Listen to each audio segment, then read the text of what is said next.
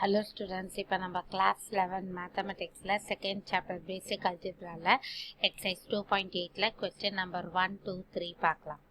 First question, find all values of x. அப்போ இதுலன்னு பார்த்தா இங்கே x 0 வரும், minus 1 plus 1 வரும், minus 2 plus 2 வரும். அதை போட்டு இன்டர்வல் ட்ரா பண்ணிட்டேன். அப்போ என்னோட இன்டர்வல் minus infinity, 0, 0, 1, 1, 2, 2, infinity. இத்தனை இன்டர்வல் வரும். இப்போ minus infinity, 0னா நான் x minus 1ன்னு எடுத்துக்கிறேன். அப்போ இந்த மாதிரி தனித்தனியாக போடலாம், இல்லை ஓவராலாக இதில் போட்டு பண்ணலாம். இப்போ minus 1ன்னு போட்டோன்னா இது நெகட்டிவ், இதுவும் நெகட்டிவ், இதுவும் நெகட்டிவ். அப்போ நெகட்டிவ்ல வரும்.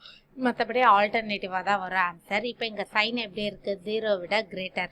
அப்போ ப்ளஸ் வர இன்டர்வலை மட்டும் எழுதணும். இந்த மாதிரி மோர் தென் 1 இன்டர்வல் வந்தால் யூனியன் சிம்பிள் போட்டு போடணும். செகண்ட் சமம் அதே மாதிரி தான்.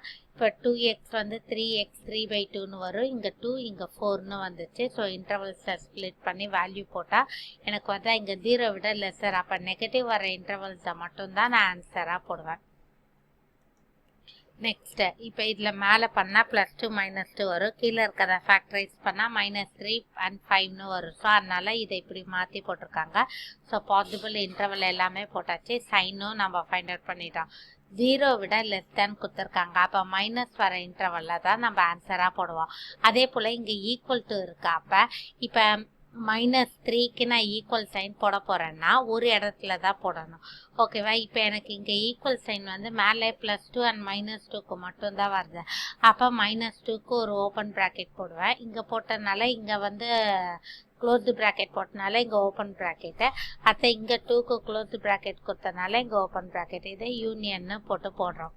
ஸோ இப்போ நம்ம எக்ஸசைஸ் 2.8ல கொஸ்டின் நம்பர் 1, 2, 3 பார்த்துருக்கோம். இதில் உங்களுக்கு எதாவது டவுட்னா கமெண்ட் செக்ஷனில் போஸ்ட் பண்ணுங்கள். லலிதாஸ் மேக்ஸ் சேனலில் சப்ஸ்கிரைப் பண்ணுங்கள். தேங்க்யூ.